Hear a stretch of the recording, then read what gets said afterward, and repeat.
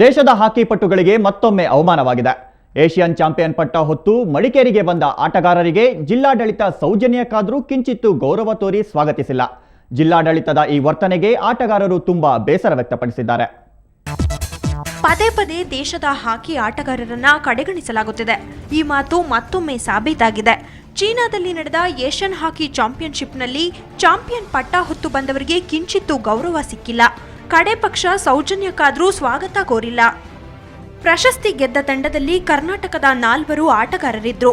ರಘುನಾಥ್, ಸುನಿಲ್ ಶೆಟ್ಟಿ, ಸುನಿಲ್ ಹಾಗೂ ಇಗ್ನೆಸ್ ಟರ್ಕಿ ಕರ್ನಾಟಕಕ್ಕೆ ಕೀರ್ತಿ ತಂದುಕೊಟ್ರು. ಮಡಿಕೇರಿಗೆ ಆಗಮಿಸಿದ ಸುನಿಲ್ ಹಾಗೂ ರಘುನಾಥ್ ಅವರನ್ನ ಸ್ವಾಗತಿಸುವ ಬಗ್ಗೆ ಜಿಲ್ಲಾಡಳಿತ ತಲೆ ಕೆಡಿಸಿಕೊಳ್ಳಲಿಲ್ಲ. ಇದು ಆಟಗಾರರಲ್ಲಿ ತುಂಬಾ ಬೇಸರ ತರಿಸಿದೆ. ಗೊತ್ತಿರ್ಬೋದು ಬರ್ತಾ ಇದೀವಿ ಅಂತ, ಆದರೆ ರಿಸೀವ್ ಮಾಡ್ಲಿಕ್ಕೆ ಯಾರು ಬಂದಿಲ್ಲ.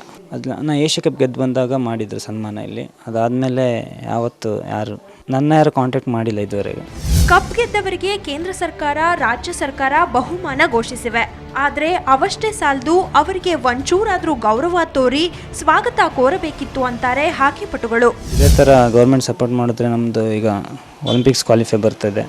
ಸೊ ಇದೇ ಥರ ಸಪೋರ್ಟ್ ಮಾಡಿದ್ರೆ ನಮಗೂ ಇನ್ನೂ ಹೆಚ್ಚು ಮಾಡ್ಬೇಕಂತ ಒಂದು ಮನಸ್ಸಲ್ಲಿ ಇದು ಬರುತ್ತೆ.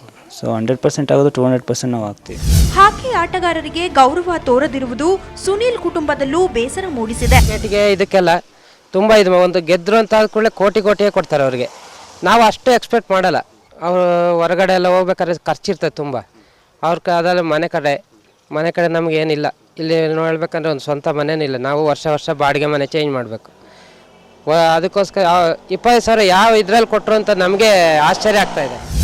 ಒಟ್ಟಿನಲ್ಲಿ ಕಪ್ ಗೆದ್ದು ಮುತ್ತಿಕ್ಕುವಾಗ ಚಪ್ಪಾಳೆ ತಟ್ಟಿ ಕೇಕೆ ಹಾಕುವ ನಾವು ಸ್ವದೇಶಕ್ಕೆ ಬಂದಾಗ ಅವರನ್ನೇ ಮರೆತು ಬಿಡುತ್ತೇವೆ. ಇನ್ನು ಮುಂದಾದರೂ ಕ್ರೀಡಾಪಟುಗಳಿಗೆ ಗೌರವ ತೋರುವ ಕೆಲಸ ಮಾಡಬೇಕಿದೆ. ಗಿರಿಧರ್ KK, ಸುವರ್ಣ ನ್ಯೂಸ್ 24/7, ಕೊಡಗು.